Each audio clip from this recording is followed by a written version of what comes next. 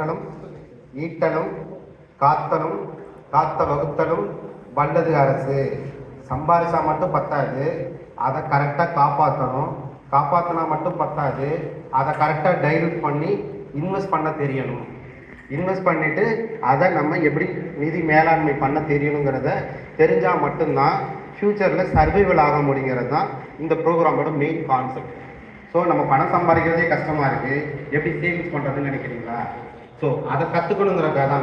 அரசியல் பற்றி பேசக்கூடாது இருந்தாலும் சொல்கிறேன். மோடி ஐயா இருக்காங்க, பிரைம் மினிஸ்டர் தானே. அவர் ஸ்டார்டிங் ஃபஸ்ட்டு ஒரு 15 இயர்ஸ் பேக் முன்னாடி வர்றப்ப என்ன சொல்லி ஓட்டு கேட்டாருன்னு நினைக்கிறீங்க? எல்லாருடைய அக்கௌண்ட்டுக்கு ஒரு 15 lakhs கொடுக்குறேன்னு சொன்னாரா? சின்ன பிள்ளைங்க நீங்கள் தெரியும்னு தெரியல, எல்லாருக்கும் உங்களுடைய அக்கௌண்ட்டில் 15 lakhs கொடுக்குறேன், 15 லட்சம் கொடுக்குறேன்னு. 15 லட்சம் அக்கௌண்ட்டுக்கு வந்துச்சுன்னா எல்லாருக்கும் ஈவனாக தானே வரும். அப்போ எவ்வளோ நாள் பணம் அடிக்கலாமா? ஒரு நோட்டு எப்படி அடிக்கிறதுன்னு தெரியுமா? கரன்சி எப்படி அடிக்கிறாங்கன்னு தெரியுமா? கரன்சி எப்படி அடிக்கிறாங்கன்னு தெரியுமா? எங்கே அடிக்கிறாங்கன்னு தெரியுமா? கரன்சி நோட்டு, இப்போ நம்ம நோட்டு இருக்கா, ரூபாய் நோட்டு, எங்கே அடிக்கிறாங்க? ரிசர்வ் பேங்க்கு கவர்மெண்ட் கொடுக்குறாங்க, ரிசர்வ் பேங்க் பெர்மிஷன் கொடுக்குது. நோட்டு எங்கே அச்சிடப்படுகிறது? எங்கே நோட்டு எங்கே அடிக்கிறாங்க? காயின். அவ்வளோ சும்மா சொல்லுங்க, பயப்பட. நானும் சொன்னேன் 1+1 3ன்னு சொன்னால் கூட பரவாயில்ல. நாசிக் அவ்வளோதான், வெரி குட். நாசிக்கில் ஒரு இடத்துல அடிக்கிறாங்க, அடுத்து வேற ஒரு இடத்துல தான் அடிக்கிறாங்களா? அது மாதிரி இந்தியாவில் 4 இடத்துல அடிக்கிறாங்க. எங்கேங்கிறத கூகுளில் தேடிடுறீங்களே நீங்கள். மீதி நம்ம 3 எங்கே அடிக்கிறாங்க நீங்களாக தேடுங்க, சரியா? காயின், காயின் எங்கே அடிக்கிறாங்க அதையும் கூகுளில் போய் தேடுங்க, டைம் இல்லை. ஏன்னா ஃபோனில் தானே இருக்கீங்க, நியூஸில் தானே இருக்கீங்க எப்பயுமே. அட்லீஸ்ட் ஒரு டெய்லி ஒரு 5 minutes உங்களுக்காக பண்ணுங்க. நியூஸ் பார்க்குறதெல்லாம் யாருக்காக பார்க்குறீங்க? அடுத்தவங்களுக்காக பார்க்குறீங்க. உங்களுக்காக ஒரு 5 minutes வந்து உங்களுக்காக படிங்க, சரி படிங்க. ஏன்னா எப்பவுமே பசங்களுக்கு கிளாஸ் எடுக்கிறப்ப என்ன சொல்லுவோன்னா, கொஸ்டினுக்கு கீழே 4 ஆன்சர் இருக்குமா, 4 ஆன்சர் ஆப்ஷனில் டிக் பண்ணுவீங்களா? கொஸ்டினுக்கு 4 ஆன்சர், ஒரு ஆன்சரை படிக்கக்கூடாது. 4 ஆன்சருக்கு என்ன 4 கொஸ்டின் படிச்சிங்கன்னா மட்டும்தான் உங்களுக்கு ஒரு கிளாரிட்டி கிடைக்கும். அப்படி தான் படிக்கணும். என் ஸ்டூடெண்ட்ஸ்க்கு அப்படி தான் சொல்லுவேன், அப்படி தான் படித்தாங்க. அது மாதிரி தான் சொல்கிறேன். இதுவும் இப்போது பேங்க் செக்டர்ஸ், இப்போ ரிசர்வ் பேங்க் நோட் அடிக்குது. அப்போ ரிசர்வ் பேங்க் கொடுத்து கவர்மெண்ட் சைன் பண்ணி கொடுத்தா எவ்வளோ நாள் பணம் அடிக்கலாமா? பணம் அடிக்கலாமா, அடிக்கக்கூடாதா? ஏன் அடிக்கக்கூடாது? டோட்டல் இந்தியாவிலே இருக்கிற கோல்டு கால்குலேஷன் எடுத்து பார்த்ததுல மெஜாரிட்டியான கோல்டு இந்தியாவில் இருக்காங்க. அந்த இந்தியாவிலேயும் டோட்டலாக எடுத்து பார்த்ததுல தமிழ்நாட்டு மக்கள்கிட்ட தான் இருக்கிறதுலே கோல்டு அதிகமாக இருக்கும். அப்போ நம்ம எவ்வளோ பணம்னாலும் அடிக்கலாம்ல, ஏன் அடிக்கக்கூடாது? இல்லை அடித்தா என்ன தப்பு சொல்லுங்கள். அடுத்து கொஞ்சம் சின்ன சின்ன கான்செப்ட் தான் சொல்லுங்கள், ஏன் அடிக்கக்கூடாது? ஏன்னா யாருமே கேட்க முடியாது. இந்தியா ஜனநாயக நாடு, நோட்டை அடிக்கலாமா அடிக்கக்கூடாதா? ரிசர்வ் பேங்க் ஆஃப் இந்தியா கண்ட்ரோலில் இருக்குது. கவர்மெண்ட் சைன் பண்ணாங்கன்னா நோட்டு நாசிக்கில் அடிச்சிடலாம், கொல்கத்தாவில் அடிக்கலாம், வெஸ்ட் பெங்காலில் அடிக்கலாம், மொத்தம் 4 இடத்துல அடிக்கலாம். காயின் அதே மாதிரி இந்தியாவில் 8 இடத்துல அடிக்கலாம், சரியா? அப்போ ஏன் அடிக்கக்கூடாது? இல்லை அடித்தா என்ன ப்ராப்ளம்? என்ன ரொட்டேஷன் வரப்போகுது? கையில் நிறைய புழக்கம் இருக்குது, ரொட்டேஷன் வந்துகிட்டே இருக்குமே, நிறைய பணம் இருந்துகிட்டே இருக்குமே, ஏன் அடிக்கக்கூடாது? மோடி பிரைம் மினிஸ்டர் சொல்லியிருக்காரு, ஒவ்வொருத்தருடைய அக்கௌண்ட்டுக்கு 15 லட்சம் கொடுக்குறேன்னு. அப்போ என்னவாகும்? நாசிக்கில் கவர்னர் கொடுத்தாங்கன்னா நோட்டை அடிச்சிட போகிறாங்க. அப்புறம் என்ன கஷ்டம்? பணவீக்கம் வருமா? இன்ஃப்ளேஷன். கரெக்டாக தான், இன்ஃப்ளேஷன் வரும். எதை பேஸ் பண்ணி இன்ஃப்ளேஷன் வரும்? புரியல, எதனால இன்ஃப்ளேஷன் வருது? பணவீக்கம். கரெக்டு. இப்போ நோட்டு ஒரு எக்ஸாம்பிளுக்கு எல்லாருக்குமே ஆளுக்கு 1 கோடி ரூபாய் அக்கௌண்ட்டில் நான் கொடுத்துறேன். ஏன்னா பேங்க் பிரைம் மினிஸ்டர் சொல்கிறாரு நோட்டு அடிக்கிறாங்க, எல்லாருடைய அக்கௌண்ட்டுக்கு 1 கோடி ரூபாய் வந்துடுது. எல்லாருக்குமே 1 கோடி ரூபாய் இருக்குமா கையில்? 1 கோடி ரூபாய் இருந்தால் என்ன பண்ணுவீங்க நீங்கள்? உடனே 1 கோடி ரூபாய் இருந்தால் நீங்கள் என்ன பண்ணுவீங்க? பசங்க என்ஃபீல்டு எனக்கு ஒரு ஆசை இருக்குது, என்ஃபீல்டு வாங்க போயிடுவேன், என்ஃபீல்டு வாங்க போயிருக்கீங்களா? கரெக்டு தானே? அப்போ எல்லாரும் கையிலையும் 1 கோடி ரூபாய்க்குள்ள என்ஃபீல்டு கம்பெனிக்கு எல்லாரும் போயிடுவீங்க, கரெக்டாக? அவன் என்ஃபீல்டு கடைக்காரன் திறந்து வச்சிருப்பான், என்னடா நேற்று வரைக்கும் கூட்டம் இல்லை, இன்னைக்கு கூட்டம் இருக்கு அப்படின்னு பார்ப்பாங்கல்ல. அப்போ அவன்கிட்ட இருக்கிறது 10 ப்ராடக்ட். ஒரு எக்ஸாம்பிள் டக்குன்னு சொல்கிறேன் நான், 10 ப்ராடக்ட், நீங்கள் 20 பேர் போகிறீங்க. அவன் என்ன பண்ணுவான்? ஆட்டோமேட்டிக்காக ரேட்டை ஏற்றிடுவான். அப்போ 10 ப்ராடக்ட் என்ன பண்ணுவான்? 1 லட்ச ரூபாயா இருக்கும். அடுத்த நாள் இன்னொரு 10 பேர் எக்ஸஸாக போவீங்க. அப்போ அவன் ஆட்டோமேட்டிக்காக 1 லட்சத்தை 2 லட்சமாக மாற்றுவான், 2 லட்சம் 3 லட்சமாக மாறும். அப்போ பணத்தை பொறுத்து இருக்கா, ப்ராடக்டை பொறுத்து இருக்கா? பணத்தை பொறுத்து வருமா? ஒரு நாடு வளருது அப்படின்னா பணம் கையில் அதிகமாக இருந்தால் வருமா, இல்லை ப்ராடக்ட் இருந்தால் வருமா? ப்ராடக்ட் எப்போ அப்போதான் நாடு வரும். எல்லாருமே 1 கோடி ரூபாய் இருக்கு அப்படின்னா அந்த இன்ஃப்ளேஷன் தான் அவன் சொன்ன மாதிரி பணவீக்கம் கிடைக்கும். எல்லாரையும் பணம் இருக்கும். ஆனா நீங்க கோல்டு வாங்குறது 1920 ஒரு கிராம் கோல்டு ₹1 இருந்தது. 1950 ₹500 ₹70 ₹500 இருந்தது. ஆனா இன்னைக்கு தெரியல, பேசி சிறப்பு கூட புரியுமா? அது மாதிரி மாறும், மணி மாறும். ப்ராடக்ட் இன்க்ரீஸ் ஆனா மட்டும்தான் பணம் இன்க்ரீஸ் ஜிடிபி வரும். ப்ராடக்ட் டெவலப் ஆனா மட்டும்தான் உங்களுக்கு பணம் சரியா கிடைக்கும். அப்ப ப்ராடக்ட் இன்க்ரீஸ் பண்ணியா, இது ஒரு ப்ராடக்ட். சரி, இதை மெயினா தெரிஞ்சுக்கிறதுக்காக சொன்னது. அப்ப பொருளாதாரம் டெவலப் ஆகணும்னா ப்ராடக்ட் எப்படி வச்சு கண்டுபிடிக்கிறது? ஜிடிபி. சரி, நோட்டு எப்படி அடிக்கிறாங்க ஃபர்ஸ்ட்? அப்ப எல்லாருக்கும் இருக்கிற ₹1 கோடி பணம் அடிக்க மாட்டாங்க. அப்ப எப்படி அடிப்பாங்க பணம்? இதோட முடிச்சு சின்ன சின்ன கான்செப்ட் சொல்லிடுவோம். பணம் எப்படி அடிப்பாங்க? எப்படி அடிக்கிறாங்க நமக்கு வந்தா தானே அப்படின்றீங்களா? பணம் எப்படி அடிப்பாங்க? ஸோ என்ன பண்ணுவாங்க, ஐடி செக்டர்ல லாஸ்ட் இயர் ஒரு பெரிய ஆர்கனைசேஷன், ஒரு டெல்லி கம்பெனி இருக்குன்னு வச்சுக்கோங்க. எவ்வளோ ப்ராடக்ட், ஒரு 100 குவிண்டால் வந்து தயாரிச்சிருக்காங்க. இன்னொருத்தர் ஆடிட்டர் ப்ராடக்ட் பண்ணியிருக்காரு, ஒருத்தர் பருப்பு பண்ணியிருக்காரு. எவ்வளோ பொருள் உற்பத்தியாக இருக்குங்கிறத ஐடி ஃபீல்டில் பார்த்தா தெரிஞ்சிடும். எல்லாரும் ஐடி பண்ணியிருப்பாங்க. அப்போ போன வருஷத்தோடைய டோட்டல் உற்பத்தி எவ்வளோ ஆயிருக்குன்னா ஒரு 1,00,000 கோடி ஒரு எக்ஸாம்பிள் வச்சுருந்தானே. அப்போ பணம் எவ்வளோ அடிப்பாங்கன்னா 1,25,000 கோடி. பணம் வீக்கம் ஆகக்கூடாதுங்கிறதுக்காக 1,25,000 கோடி பணம் அடிப்பாங்க. அப்ப பணம் அடிச்சா உடனே அடிக்கலாமா? முடியாது. அதுல 75% கோல்டை பிளஸ் பண்ணும். நம்ம பழைய காலத்தில் படிச்சிருக்கோம், படிப்பீங்கல்ல சார், என்கிட்ட அரிசி இருக்கு, உங்கள்கிட்ட கோதுமை இருக்கா, அந்த அரிசி கோதுமை கொடுக்குன்னு கேட்போங்க. அது மாதிரி பணம் கவர்மெண்டே அடிக்கிறதாக இருந்தாலுமே நம்ம எவ்வளவு ஒரு 1,26,000 கோடி பணம் அடிக்கிறோம்னா அதுக்கு 75% கோல்டை பிளஸ் பண்ணணும். ஒரு 25% வந்து அதர் நாட்டோட கரன்சியை சேர்த்து பிளஸ் பண்ணா மட்டும்தான் பணம் அடிக்க முடியும். சரியா? ஓகே.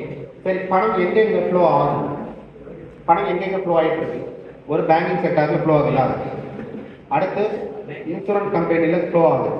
அடுத்து ஷேர் மார்க்கெட்ல ஃப்ளோ ஆகும். இதை தவிர்த்து பணம் ஃபண்ட் ஃப்ளோ எங்கேயாவது இருக்கா?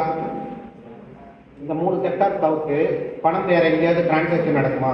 ஒரு காலேஜ் ஃபீஸ் கட்டுறோம்னு வைக்கீங்க, பேங்க் த்ரூ கட்டுறோம். சரியா?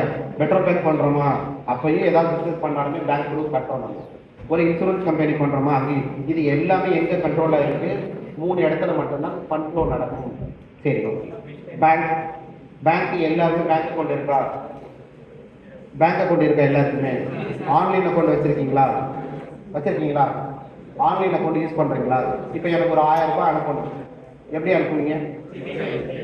ஜிபேல அனுப்புவீங்க, ஃபோன்பேல அனுப்புவீங்க. கரெக்டு தானே? பேடிஎம்ல அனுப்புறோம். கரெக்டு தானே? வாட்ஸ்அப் மணில அனுப்புறோம். கரெக்டு தானே? அது பேங்கா ஜிபேல இருந்து எனக்கு ஒரு 1000 ரூபாய் அனுப்புறீங்கன்னு வச்சுக்கோங்களேன். ஆயிட்டு உங்க அக்கௌண்ட்ல டெபிட் ஆயிடுச்சு. எனக்கு வரல. என்ன பண்ணுவீங்க?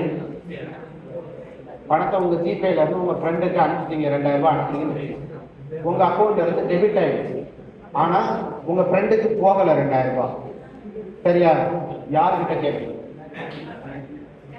பேங்க் கிட்ட கேட்பீங்களா? உங்க அக்கௌண்ட் இருக்கிறது பேங்க்ல இருக்கு. நீங்க ஜிபேங்கிறது ஒரு தேர்ட் பார்ட்டி வெண்டார். ஜிபேங்கிறது பேங்க் கிடையாது, போன்பே கிடையாது, பேங்க் கிடையாது. கரெக்டு தானே? அப்போ நீங்க யூஸ் பண்ற அப்ளிகேஷன் வந்து ஒரு தேர்ட் பார்ட்டி வெண்டாரோட அப்ளிகேஷனை யூஸ் பண்ணிருக்கீங்க. 2000 ரூபாய் அனுப்பிச்சிட்டீங்க, பணம் போகல. பேங்க்ல போய் எப்படி கேட்பீங்க? கேட்க முடியுமா? ஜிபேல இருந்து அனுப்பிச்சிருக்கீங்க. அப்ப என்ன பண்ணுவீங்க? அந்த அவேர்னஸ் உங்களுக்கு வேணும். ஜிபேல இருந்து ஒரு டோல் ஃப்ரீ நம்பர் ரீச் பண்ண முடியுமா? ஒரு டோல் ஃப்ரீ நம்பர் ஒரு நம்பர் இருக்குன்னு நினைக்கிறீங்களா? ஒவ்வொரு தடவையும் கால் பண்றப்ப ஆர்டிஃபிஷியல் இன்டெலிஜென்ஸ் மூலமா ஆட்டோமேட்டிக்காக கன்வெர்ட் ஆகி டோல் ஃப்ரீ நம்பர் போய்கிட்டே இருக்கும். ரீச் பண்ண முடியாது. அப்போ அந்த 2000 ரூபாய் எப்படி ரீச் பண்ணிருக்கீங்க? எப்படி கிடைக்கும்? வருமா? கிடைக்கலன்னா என்ன பண்ணுவீங்க? உங்க பணம் கிடைக்குமா? 7 நாள் கழிச்சு ஆட்டோமேட்டிக்காக அதுவாக வந்தால் தான் உண்டு, இல்லைன்னா வராது. சரி, அடுத்து இன்னொரு பாயிண்ட். ஏடிஎம் கார்டில் பணம் எடுக்க போறீங்க. ஏடிஎம் கார்டு கையில் இருக்கு, அப்பா கொடுத்துட்டாரு. ஒரு கண்ட்ராக்ட் பேங்க் ஏடிஎம் கார்டு. நான் நேராக போனோன்னே கண்ட்ராக்ட் பேங்க் ஏடிஎம் கார்டு போகிறோம். நம்ம ஒரு எஸ்பிஐ ஸ்டேட் பேங்கோட ஏடிஎம் உள்ள போயிடும். சரியா? ஆனால் உள்ள இருக்க அந்த பாக்ஸ் வந்து ஐசிஐசிஐ பேங்கோட பாக்ஸ். கரெக்டாக? ஏன்னா நம்ம ஜனநாயக நாட்டில் இருக்க கையில் இருக்கிறது கண்ட்ராக்ட் பேங்க் ஏடிஎம் கார்டு. நான் கவுண்டருக்கு போகிறது ஸ்டேட் பேங்கோட கவுண்டரு. உள்ள மிஷின் பணம் எடுக்கிறது ஐசிஐசிஐ பேங்க் மிஷின். நான் பணம் போட்டு ஒரு 2000 ரூபாய் எடுக்கிறேன். ஆனால் டெபிட் ஆகிடுச்சு, என்னோட அக்கௌண்ட்ல இருந்து டெபிட் ஆகிடுச்சு. ஆனால் கவுண்டர் மிஷினில் பணம் 2000 ரூபாய் வரல. என்ன பண்ணுவீங்க? என்னமா பண்ணுவீங்க? லாக் ஆயிடுச்சு, முடிஞ்சு போயிடுச்சு, வரும்ல. ஃபீல் பண்ண எக்ஸ்பீரியன்ஸ் பண்ணது இல்லையா யாருமே? பண்ணியிருக்கீங்களா இல்லையா?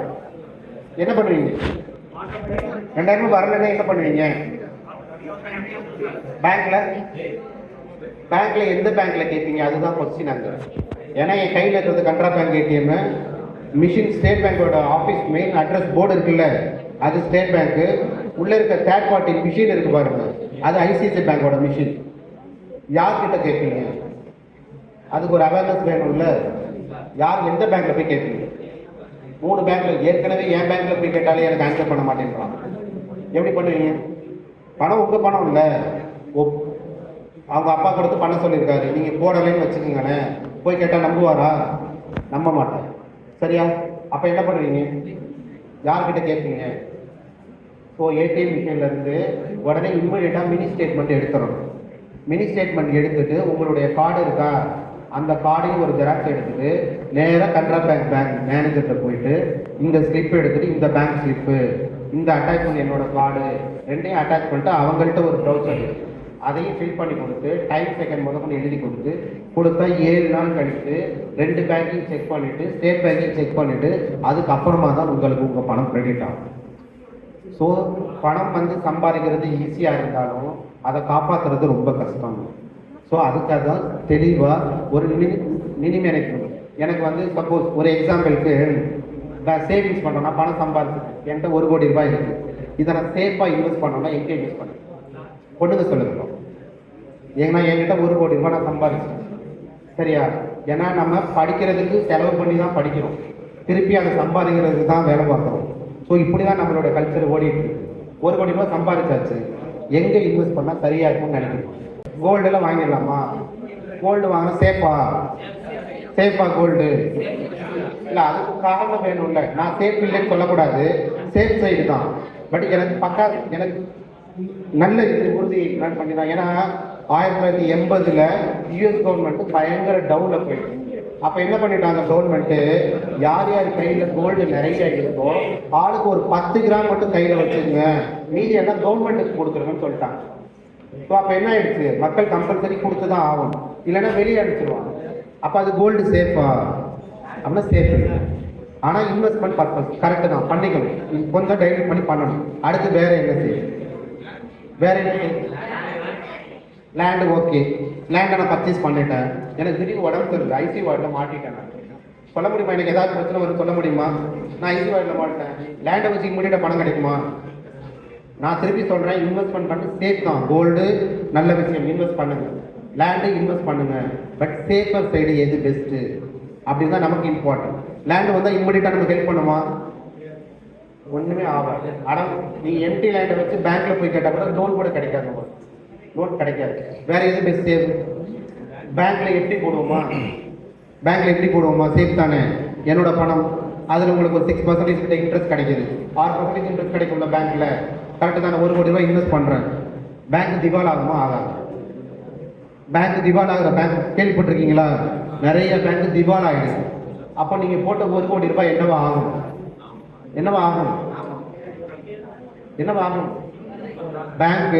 பேங்கை கண்ட்ரோல் பண்ணுறது யாரு? பேங்கை யாருமா கண்ட்ரோல் பண்ணுறா? Reserve bank. Very good. Reserve பேங்கை யார் கண்ட்ரோல் பண்ணுறா? சென்ட்ரல் கவர்மெண்ட் கண்ட்ரோல் பண்ணுது. சென்ட்ரல் கவர்மெண்ட்டை யார் கண்ட்ரோல் பண்ணுறா? நம்ம எலெக்ட் பண்ணுறோம். கரெக்டு தானே? அப்போ பேங்க்கில் போட்ட இந்த 1 கோடி ரூபாய் என் அக்கௌண்ட்டில் போட்டுருப்பாங்க. பேங்க்கு க்ளோஸ் ஆகிடுச்சு, ஏதோ ஒரு காரணத்தினால டிசால்வ் ஆகிடுச்சு, க்ளோஸ் ஆகிடுச்சு. அப்போ இந்த 1 கோடி ரூபாய் எனக்கு என்னவா ஆகும்? 1 கோடி ரூபாய் கிடைக்குமா? டக்குன்னு சொல்லுங்க, அடுத்து போகலாம். கிடைக்காதுன்னா இப்போ ஏன் பண்ணணும்? இங்கே ஆயிடுச்சு, ரிசர்வ் பேங்க் கண்ட்ரோலில் இருக்குது, எல்லாமே கண்ட்ரோலில் இருக்குல்ல. அப்போ என் பணம் எங்கே போச்சு? எனக்கு எப்படி கிடைக்கும்? சேஃப் சைடு தானே அது. எவ்வளோ ரிட்டர்ன் கிடைக்கும்னு நினைக்கிறீங்க? பணம் ரிட்டர்ன் 1 லட்ச ரூபாய் கிடைக்கும். 1 கோடி ரூபாய் பண்ணியிருந்தாலும் 1 லட்ச ரூபாய் தான் கிடைக்கும். 5 கோடி ரூபாய் பண்ணியிருந்தாலும் உங்களுக்கு 1 லட்ச ரூபாய் தான் கிடைக்கும். பேங்க் நார்ம்ஸ் படி அக்கௌண்ட் ஓப்பன் பண்ணுறப்ப சைன் பண்ணியிருக்கீங்க, அது 1 லட்ச ரூபாய் தான் கிடைக்கும். அப்போ பேங்க் சேஃபா? சேஃப் தான். பட் நீங்கள் என்ன பண்ணணுங்கிறக்காக சொல்ல வரேன் இந்த பாயிண்டெல்லாம், டைல்யூட் பண்ணி இன்வெஸ்ட் பண்ணுங்கள். பணத்தை எஃப்டியில் கொஞ்சம் பண்ணணும், கோல்டில் கொஞ்சம் பண்ணணும், லேண்டில் கொஞ்சம் பண்ணணும், மியூச்சுவல் ஃபண்டில் கொஞ்சம் பண்ணணும், எஸ்ஐபி சிஸ்டமேட்டிக் இன்வெஸ்ட்மெண்ட் பிளான்னு அதில் கொஞ்சம் இன்வெஸ்ட் பண்ணணும். பண்ணால் மட்டும்தான் ஏதாவது ஒரு பார்ட்டு உங்களை காப்பாற்றும்.